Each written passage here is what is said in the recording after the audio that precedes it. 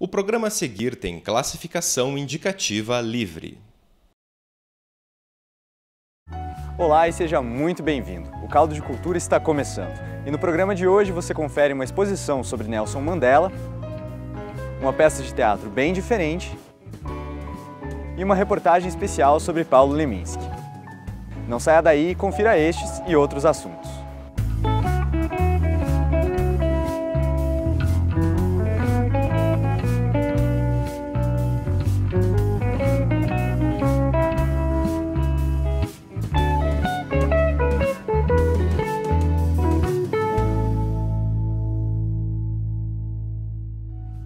As mais incríveis histórias ganham vida nas mãos dos bonequeiros e músicos da companhia The Paper Cinema. No espetáculo mais recente do grupo, eles resolveram fazer uma adaptação da Odisseia, sem palavras nem falas, usando apenas bonecos de papel. Veja só. Desde 2004, a companhia The Paper Cinema brinca com os limites e possibilidades do teatro. Usando bonecos e cenários de papel projetados em um telão, os britânicos criam a sensação de movimentos de câmera e ângulos cinematográficos, tudo acompanhado por músicos que tocam a trilha sonora do espetáculo ao vivo. A maior diferença dessa peça para as outras que eu já fiz é que aqui nós estamos criando um filme. Então, nós trabalhamos para que o público sinta que está assistindo a um filme. O jeito que nós movemos os bonecos é como se fosse a lente da câmera se movendo pelo cenário. É muito diferente de estar apenas no palco manipulando bonecos ou atuando. Eu acho que é sempre bom tentar novas técnicas e ver o que funciona. E eu acho que o The Paper Cinema conseguiu encontrar uma técnica que eu nunca tinha visto antes de conhecer a companhia. É bem empolgante para o público ver coisas que eles nunca viram antes. Mas se os movimentos e cenas que se desenvolvem como mágica no telão enchem os olhos do público, os ouvidos não perdem em nada. A trilha sonora do espetáculo consegue acompanhar e criar a atmosfera para cada instante da história. Tudo feito ao vivo e perfeitamente sincronizado com os movimentos dos personagens. Um trabalho que tem lá suas dificuldades.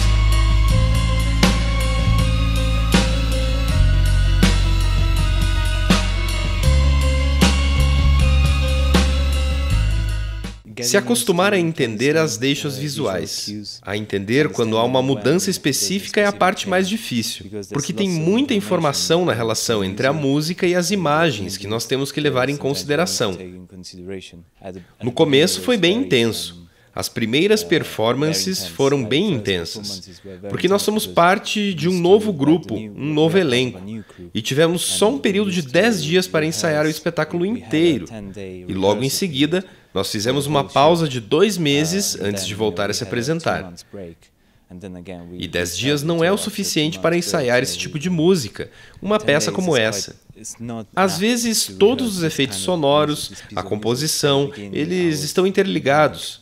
Então, no começo, eu estava em pânico, mas agora já é mais tranquilo, tudo está mais fluido. Toda a música da peça foi composta por Christopher Reed, um dos fundadores da companhia, e abrange vários ritmos e gêneros diferentes, justamente para preencher o vazio deixado pela falta de falas e dar uma personalidade, um tom para cada tema abordado.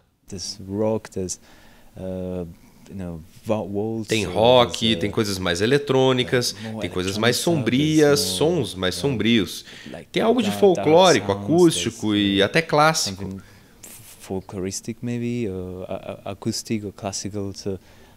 Por isso eu acho que o Chris tem uma mente bem aberta como compositor.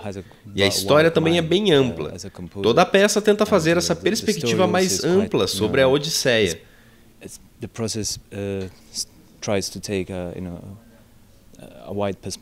E não é somente sobre a jornada do Odisseu. Ela envolve as relações humanas, o ambiente familiar. Então a música também acaba trabalhando sobre essas perspectivas diferentes.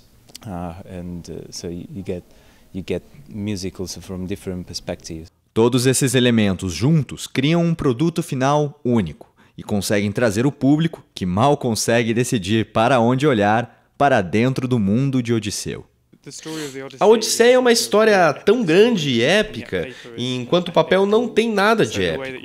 Então contar essa história cheia de ondas, batalhas e lutas usando só o papel é o que torna esse espetáculo tão especial. Desde 2010, o grupo Paranambuco mistura tudo quanto é ritmo brasileiro para criar um som bem próprio. A repórter Julia Halaby conversou com eles sobre a história da banda e o lançamento do primeiro CD. O Caldo de Cultura hoje conversa um pouco com José Navarro, da banda curitibana Paranambuco, que recentemente lançou o primeiro disco, Orum Ayê. José, eu queria que você começasse falando um pouquinho sobre como foi a produção desse disco. Então a produção foi assim, o grupo formado por 5 músicos, e as composições é de cada um, assim, cada um tinha alguma composição ou outra, a gente foi juntando elas, arranjando, e fomos participando de festivais à medida que fomos gravando, né? E ganhamos um festival online de composição, que chama Folk, né? Tinha sido a primeira edição em Florianópolis. E a premiação desse festival era a gravação do disco e aí shows de apresentação do disco em Florianópolis. Só que seria o disco online, né? Como a mídia utilizada era a virtual, então era um disco online. E aí a gente gravou o disco assim, a gente ganhou o festival, arranjamos as 10 músicas, a gente já tinha essas músicas anteriormente, algumas a gente compôs para o disco, e foi isso. Daí a gente gravou, ganhou o festival e conseguimos gravar, assim, né? Até porque a gravação é uma coisa custosa, a gente sabe que é bem complicado, e tivemos essa felicidade, né, no caminho de ganhar o festival e conseguir gravar. E as músicas de vocês falam muito sobre orixás e temas umbandistas. Como que é isso na vivência da banda? É muito profundo, né? Assim, todos os integrantes da banda, nós fazemos parte de um terreiro de Umbanda. Então isso está muito assim no alicerce do grupo mesmo, né? Esse disco, por ser o primeiro, a gente optou por fazer um repertório dedicado a essa temática, justamente pelo encontro que foi o Paranambuco, que foi nesse meio, assim, né, de cultura popular e religiosidade. Então, por conta disso, que esse disco veio assim nessa temática tão bonita que é a cultura e a religiosidade brasileira, né? Legal. E o nome Paranambuco sugere assim uma mistura de Paraná com Pernambuco. Isso tem relação com a banda? Tem muita relação, assim, o Paranambuco ele surgiu pelo Paraná e Pernambuco, a gente se encontrou aqui, e começou com o Matheus Braga, né, que é pernambucano, e a gente se encontrou, conhecemos o Bruno, eu conheci eles também, e começamos o grupo brincando, assim, e ele nem tinha nome, daí depois que surgiu o nome de Paranambuco. E a ideia justamente é representar no nome essa conexão que a cultura brasileira tem, né? Que a gente muitas vezes busca diferenciações da cultura, quando na verdade ela tem muito mais proximidade entre as diferentes linguagens do que distinções, né? Então, o fato também do grupo ser formado por uma pessoa de cada estado, né? Eu sou catarinense, a Thaís Rolim, que canta, ela é paulista, né? De Itapeva, o Fred Pedrosa é mineiro, o Matheus Braga ele nasceu em São Paulo, mas ele se criou em Recife, e o Bruno Klammer, que é daqui do Paraná, de São José. E aí a gente juntou isso e Paranambuco sendo essa conexão, assim, né? E recentemente vocês fizeram um show no Paiol para lançar o CD. Como que foi isso? Nossa, foi demais, assim, foi o filho que parido, né? A gente trabalhou bastante nesse disco, assim, então teve bastante doação, muito amor envolvido mesmo, como a gente costuma conversar. E foi muito legal, porque tinha muita gente conhecida, sabe? Bastante amigos, tinha público que a gente não conhecia também. Mas como foi o evento do Paiol, né, o espetáculo, ele foi financiado pelo Catarse, né, que é um financiamento coletivo. Então, o pessoal que comprou os ingressos foi, assim, tinha muita gente conhecida. Então, foi bem legal, assim, a casa cheia, muito amistoso, família, amigos, o público mesmo que acompanha a gente já com uma antecedência, assim, foi muito legal, assim, estava bem em casa mesmo, assim, nos sentimos muito bem, assim, com o pessoal do Paiol. Queria agradecer bastante também a eles, que receberam a gente super bem. E foi muito 10, assim, a gente gostou bastante. E os próximos passos da banda aí, quais são? Então é continuar, né, o espetáculo do Orum Ayê, a gente já está assim no germe das novas composições, tudo, mas eu acho que por hora é a gente focar no trabalho do Orum Ayê, a gente divulgar esse trabalho que é tão bonito, que tem tantos interessados, né, assim, o pessoal tem gostado muito dessa temática, né? Então eu acho que assim o próximo passo mesmo é esse.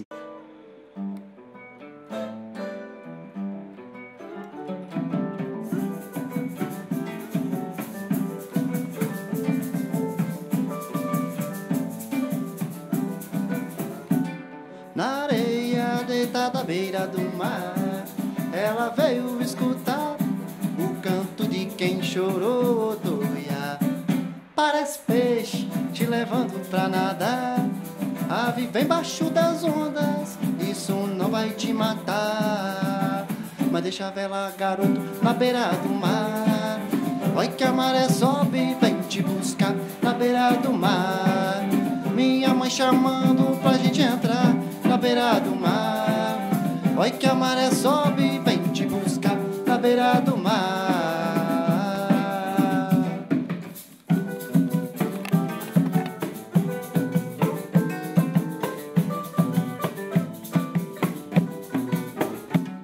Na areia, deitada à beira do mar, ela veio escutar o canto de quem chorou, doia. Parece peixe te levando pra nadar, a viver embaixo das ondas, isso não vai te matar. Mas deixa a vela, garoto, na beira do mar. Olha que a maré sobe, vem te buscar na beira do mar. Minha mãe chamando pra gente entrar. Olha que a maré sobe, vem te buscar na beira do mar. Olha que é do mar, ela toma, pede a benção antes de entrar. Olha que é do mar, ela toma, pede a benção antes de entrar. E o que jogar no mar atrás de volta, e o que jogar no mar atrás de volta. Jogo rosas pra Iemanjá, rosas pra Iemanjá, rosas pra Iemanjá eu vou levar. Rosas pra Iemanjá, rosas pra Iemanjá, rosas pra Iemanjá eu vou levar.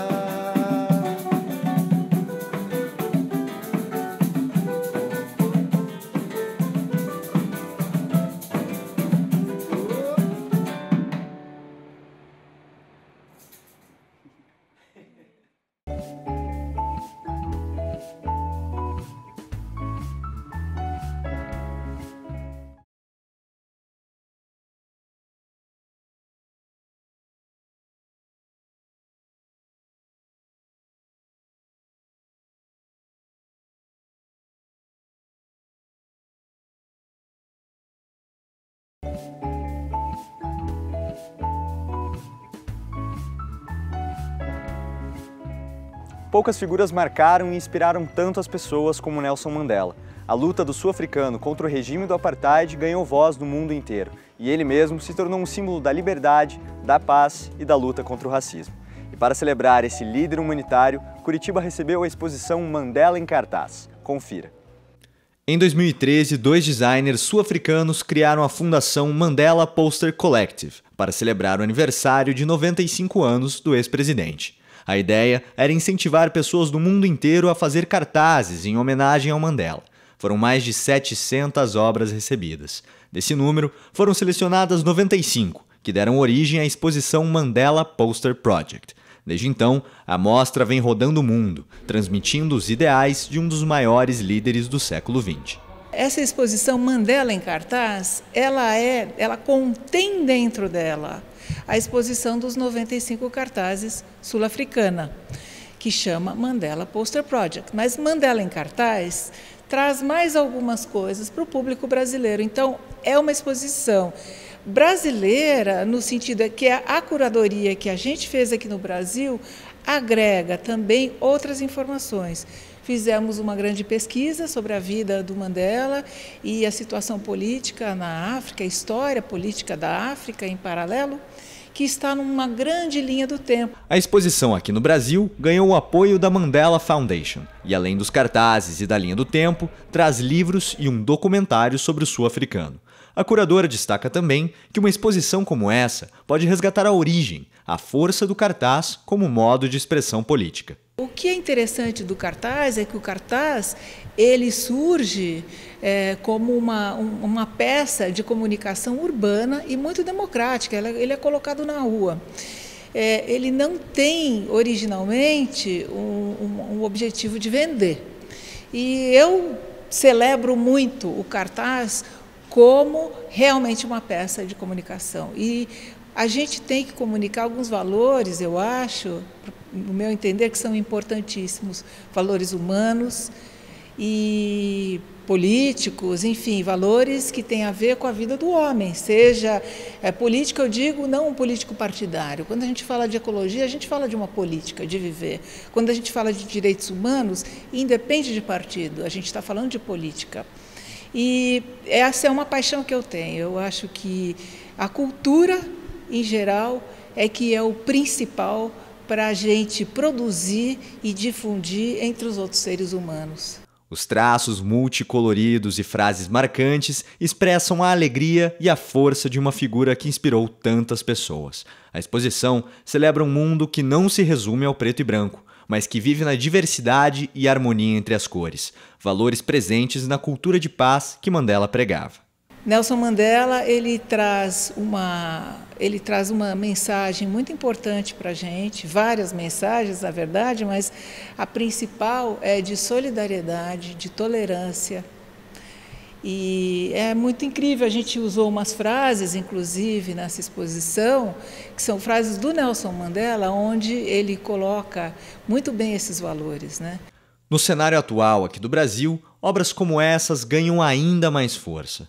Nós convivemos com a desigualdade e o racismo, e por isso mesmo é necessário que algo nos lembre que é preciso persistir e lutar para que seja construído um mundo em que as diferenças convivam em paz. Quando eu vi o miolo dessa exposição, que são os 95 cartazes produzidos por essa equipe da África do Sul, selecionados, né, por essa equipe da África do Sul, eu me apaixonei pela ideia e achei que no Brasil isso é muito importante.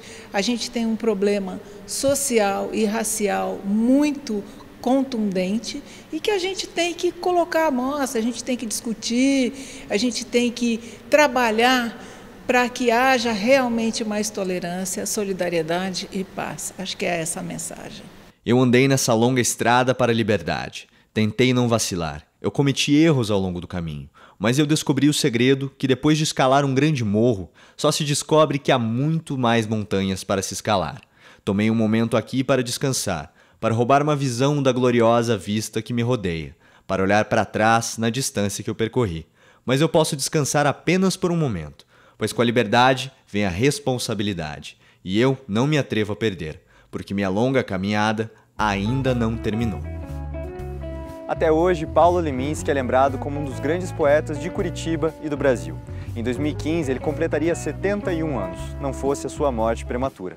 Mas mesmo assim, o legado do poeta segue mais vivo do que nunca.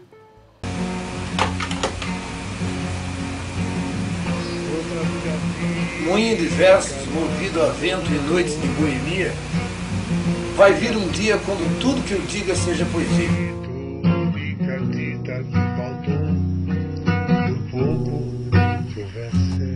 Leminski foi como os haikais que escrevia, breve, mas intenso. Quando criava, ele não se isolava fisicamente, mas se fechava dentro da própria cabeça e ali ia para longe. Um processo que as filhas e a esposa Alice acompanharam várias vezes. Meu pai, assim, sempre teve o escritório no centro da casa, era o coração da casa. Tudo acontecia em torno dessa rotina dele de trabalho. Ele não se isolava fisicamente, mas mentalmente ele ficava extremamente concentrado. Ele era uma pessoa muito disciplinada em relação a ele mesmo, na sua produção. O poeta tinha um convívio bem próximo com a família e sempre estava presente em casa, ao menos em corpo. Mas a mente dele trabalhava sem parar, sempre fazendo conexões e cozinhando elementos dos quais brotariam poemas. Pelo fato do meu pai trabalhar muito em casa, ele estava sempre presente fisicamente. Então, é claro que nem sempre ele estava disponível, mas eu tinha uma convivência muito grande com ele. Ele não era o tipo do pai que saía cedo de casa, que, sabe, aquela coisa de sair quando os filhos ainda não acordaram, voltar quando os filhos já estão dormindo. Eu convivi bastante com ele, então... e a gente não tinha muito essa coisa de divisão, sabe? Tipo, não, agora é a hora do trabalho, de tal a tal horário, depois agora eu vou dar atenção para vocês. Era sempre tudo ao mesmo tempo agora. Então era tudo meio caótico e ao mesmo tempo super intenso tudo, porque ele estava sempre criando, sempre pensando, sempre uma pessoa assim de ideias, né, borbulhando o tempo todo. Como bom poeta que era, Leminski não sossegava por nada. Ele sempre buscava conhecer mais sobre os assuntos que lhe interessavam e instigava todos ao seu redor. Tudo o que ele fazia com intensidade. Ele não era um pai tradicional, ele não era tradicional em nada, então ele não ia ser um pai tradicional, né? E aí eu acho que tinha um jeito muito dele, assim, de conversar, de transmitir valores, ele estava sempre muito disposto a nos apresentar o que quer que fosse. Então, se a gente tinha algum interesse numa língua, se a gente tinha interesse na literatura, tinha interesse no cinema, a gente tinha interesse numa linguagem, qualquer coisa, ele sempre estava, era uma coisa quase de professor, ele estava sempre pronto a apresentar o que fosse de melhor do que ele conhecia, do que ele tinha aprendido. E se ele não soubesse o tanto quanto ele achava que deveria saber, ele ia lá e ia buscar mais informação para nos trazer uma coisa ainda mais rica, mais cheia de detalhes. Além de poeta, brincava com a prosa e trabalhou como publicitário e professor. Ele também tinha uma relação muito forte com a cultura japonesa, tanto que praticava judô e karatê, mais pela filosofia dessas artes marciais do que pelo exercício físico em si. Mas dentre todas essas coisas, ele podia largar tudo, menos a poesia. Há dias atrás, numa entrevista, me perguntaram quando é que ele tinha começado a fazer poesia. Daí eu comecei a olhar para trás e me lembrei que eu não me lembro quando que eu comecei a fazer poesia. Eu consigo imaginar ele se desvencilhando de absolutamente tudo, menos da poesia. Como ele foi um artista de muitas linguagens, eu imagino que algumas coisas, como por exemplo no caso da publicidade, ele trabalhava com a publicidade, ele gostava porque ele estava lidando com a linguagem, que era algo que o interessava então o tempo todo, mas ele fazia isso justamente para criar a oportunidade de poder se dedicar à poesia. Ele foi um dos primeiros haikaístas do Brasil, mas se a poesia japonesa é algo tradicional e cheio de regras rígidas, Leminski ia na contramão e firmava um estilo próprio, se destacando entre os seus contemporâneos. Ele nunca foi muito tradicional, ele sempre quebrou muito as regras, né, e os paradigmas. Então, por exemplo, o haikai dele, ele quebra várias das regras do haikai clássico. É um haikai, né, um haikai brasileiro, é um haikai leminskiano, é uma coisa... Ele se apropria de uma forma para transformá-la numa coisa muito própria. Ele traz uma poesia com uma agilidade, uma coisa diferente, combinações diferentes.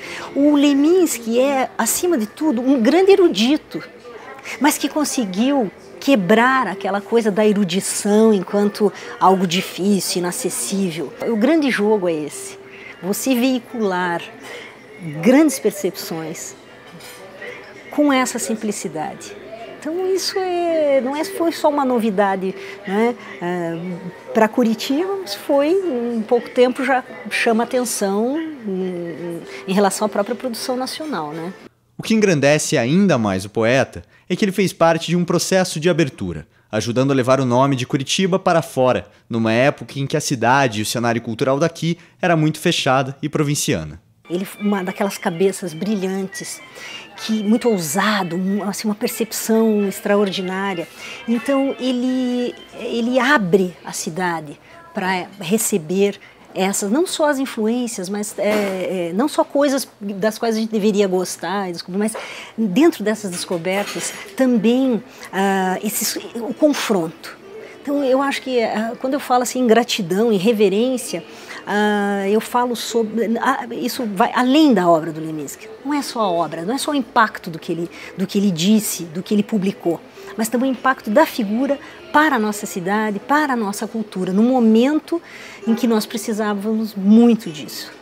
Antes mesmo de ser escritora, Lucy conhecia os Leminski por morar na mesma rua que eles. Já na Faculdade de Belas Artes, ela ia a todas as palestras do escritor, e assim como os amigos dela e jovens artistas da cidade, tinha uma admiração imensa por ele.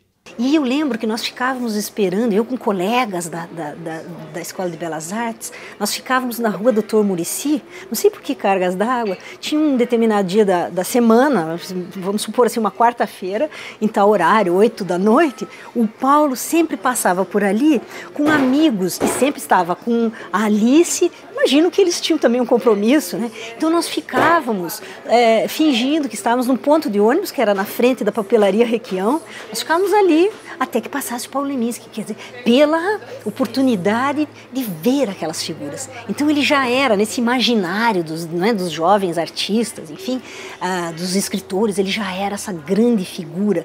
Poucas figuras marcaram tanto a cultura curitibana como Paulo Leminski. Quem o conheceu jamais vai esquecê-lo e nem vai deixar de se encantar toda vez que for falar no poeta mais polaco da cidade. A maneira como ele falava de literatura, de arte, era tudo tão claro e era tão sólido quando ele expunha. Não é? Então ele foi uma grande influência nesse momento, não é, no início da minha formação, porque ele era fascinante e tornava a literatura algo mais fascinante ainda. Ele nos dava, eu imagino que para todos aqueles colegas meus e aspirantes a escritores, enfim, músicos, pessoas interessadas em cultura, ele nos dava essa certeza, essa segurança de que sim, trabalhar com arte é algo sensacional, tem todos, né, tem todo esse âmbito aí de ter uma certa dor, é uma coisa difícil, mas ele era sobretudo essa voz que mostrava como a literatura é vital. Ele desconstruía tudo, ele sempre deixava a gente meio, e agora? Ele não me deixava confortável, por exemplo, e a ideia era justamente essa, se não te deixar confortável, você é obrigado a se virar de outro jeito e assim você vai sempre crescendo mais e, enfim, sendo alguma outra coisa que não aquilo que todo mundo espera que você seja. Aliás, eu até na realidade não acredito que se possa começar a ser poeta a partir de uma determinada altura. Poeta é daquelas coisas que ou você é ou não é. É como se fosse um erro na tua programação genética. O Caldo de Cultura de hoje vai ficando por aqui. Lembrando que você pode rever este e outros programas, assim como deixar críticas e sugestões acessando o nosso site e as nossas redes sociais. Até a próxima. Tchau, tchau.